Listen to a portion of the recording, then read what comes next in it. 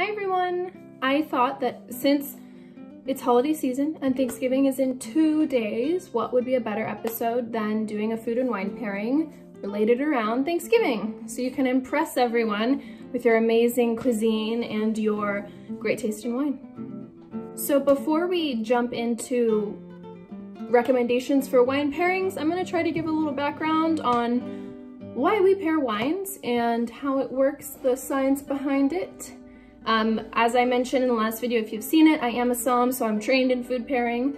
So I'll try to break it down a little bit, make it a little more approachable for everyone. First, I'll talk about why we pair wine. We pair wine because food and wine separately are awesome, but when you can pair them together, you can actually make the food and or the wine, or vice versa, better than they are alone. It's like root beer floats. Everyone loves root beer, everyone loves ice cream. When you put them together, you have root beer float. Who's complaining? The basic science behind food pairing is going to be that there are 4 main aspects of food. There's going to be the salt, acid, fat, and sugar. And these 4 compounds in the food will affect the way that the wine tastes in your mouth. And the same idea, the wine in your mouth will affect the way the food tastes. A good example of this is if you've ever brushed your teeth and drink an orange juice directly after, that's a great example of how something can change the compound in your mouth so that different things taste differently. Orange juice tastes great on a regular day, right after you brush your teeth, tastes like nail polish remover. So in the wine pairing world, we like to say that salt and acid are wine-friendly compounds in foods. So if you have potato chips and you're drinking a glass of red wine, the salt in the potato chips will actually make the red wine taste more fruity, more juicy, the aromas will be more intense, and it will make your wine taste better. I'm not recommending pairing potato chips with red wine, this was just an example. That same general idea applies to acid, although wine should always be more acidic than the food you're eating, because if you're eating something very acidic, like mozzarella cheese is one of the more acidic cheeses, and you drink it with something like Viognier, which is very oily, kind of full-bodied, lower acidity most of the time, your wine's gonna taste like chubby and flabby, and it's not gonna feel nice in your mouth, basically. So salt and acid, although they're food friendly, they also do kind of need to be balanced correctly. And then on the other hand, we have our hard to pair compounds in food like fat and sugar. So a good rule of thumb is going to be that your wine should always be sweeter than what you're eating. If you're eating a really, really sweet cake and you're drinking a glass of red wines, it'll make the wine taste boring. The aromas will be covered up. It'll leave a strange sensation in your mouth. The alcohol will be much more present. It'll burn your throat more. It's actually better to pair desserts with sweet wines, dessert wines. It's a great chance to like really get all that richness and that fullness that your dessert is bringing to the table, and then match it with your wine, and you'll have like this double dessert whammy instead of just one dessert with a bad glass of red wine now. And then the other side of that coin is going to be fat. Fat, like fried food or cheeses, or like salmon is very fatty, will leave an oily texture in your mouth. It's great to pair fat things with acidic wines because it cleans out that oiliness. That's why people drink white wines with fish generally, because the fish as a meat is pretty oily compared to like chicken. So when you have an acidic wine, it will clear that oiliness and leave a really nice sensation, kind of a cleaning sensation, as well as bubbles. Bubbles are really good. That's why you'll see people drinking sparkling wine with like brie cheese a lot, because it'll really clean out your mouth between each sip, and it's a great combo. Things to keep in mind when pairing is there's 2 types of pairing. There's congruent pairing and contrasting pairing. Congruent is going to be that the flavors or aromas or qualities of the wine are going to be similar to the food. Contrasting, as you would probably guess, is going to be things that are very different. So a good example would be people love to pair mac and cheese and Prosecco. Mac and cheese and Prosecco have basically nothing in common. Prosecco's fruity, light, bubbly. Mac and cheese is heavy and cheesy. But the acidity and the bubbles in the Prosecco will actually clean out that heaviness from the cheese, and it's a great pairing. On the other end, a congruent pairing could be like a pepper steak with a Syrah. Syrah has a lot of peppery notes to it, and it'll make this really, it's called compounding, when the aromas and the food come together and make it more intense, the aroma that you're matching. Another rule of thumb that should always be followed is that your wine and your food should have the same structure and body. So you shouldn't be eating a giant, juicy, intense smoked barbecue steak with a Pinot Noir, for instance. Of course, I wasn't gonna do the obvious and say white wine because that's too easy to understand, but a Pinot Noir is gonna be really light-bodied, low tannins, really easy drinking, generally speaking. And a steak is gonna have a lot of juiciness, a lot of intense flavors that need to be paired with something that's much more intense. On the flip side of that, if you're eating just grilled cod, a very delicate fish, not a lot of aromas going on, if you paired that with something that was too structured, like an aged red wine, then your cod's gonna taste like nothing. It's just gonna kind of fall apart and your wine is gonna overpower the show and it's gonna be not the best meal you've ever eaten. So it's really important to make sure that your food and your wine are balanced, and then you're taking into account the salt, acid, fat, and sugar of it. And you're making sure that nothing is competing too much. I might make a more intense video about pairing and more the science behind it and like give a bunch of examples of pairing, but I just wanted to run through some basic knowledge before I start talking about Thanksgiving. So I am a sparkling wine queen. I love sparkling wine. It's my favorite type of wine. I say that I drink all types of wine. I love wine, but I love sparkling wine, which is a special place in my heart for classic method, like champagne style sparkling wine. I adore it.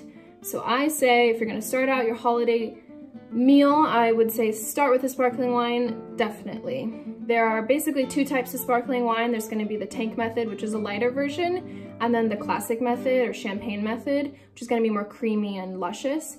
I'll get into the differences between them maybe in another video. I'm just gonna keep saying that every 5 seconds, but I would choose the champagne style, and you don't necessarily have to buy champagne to get a champagne style wine. There's hundreds of places all over the world that produce sparkling wine in a champagne style method. Some examples of champagne style wines that aren't in Champagne could be Franciacorta, my personal favorite, Trento DOC, these are both from Italy, Cremant d'Alsace, Classique in South Africa.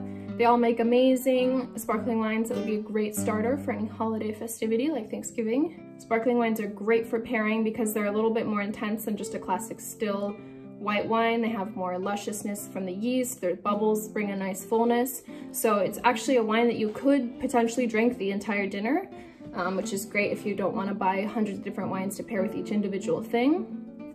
But it's also good if you have a cheese plate, you have snacks before dinner. It's a great starter wine to pair with the cheeses, with the crackers. It has a bready taste to it.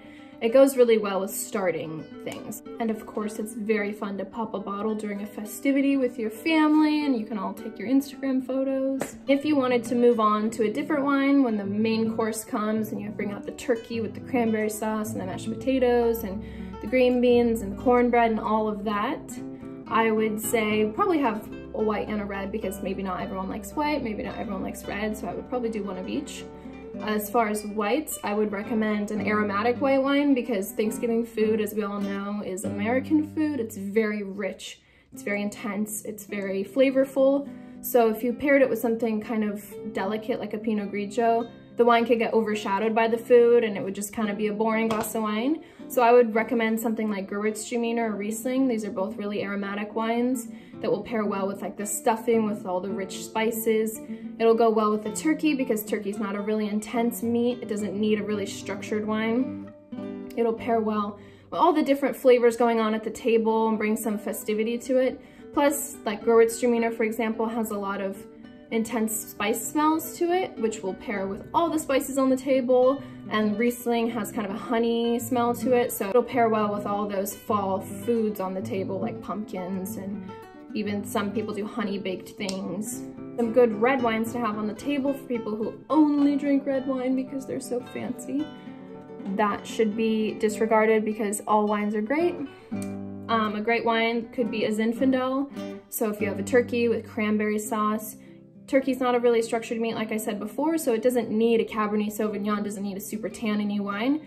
Even a Zinfandel is great. It's juicy, it's fruity, has a little bit of structure to it. It'll pair really well with the cranberry sauce that we love to pour all over the turkey.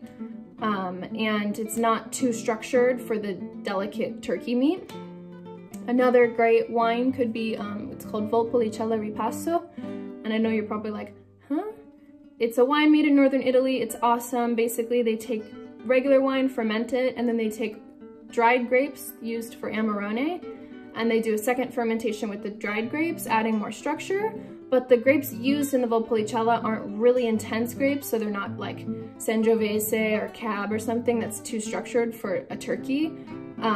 But that second fermentation with the skins will add a little bit more intensity, and it'll balance really well with all the different spices and all the aromatic parts of all the food on the table. Both Zinfandel and Valpolicella Ripasso are not very high in tannins, which goes well because none of the food on the table really needs really high tannin structure.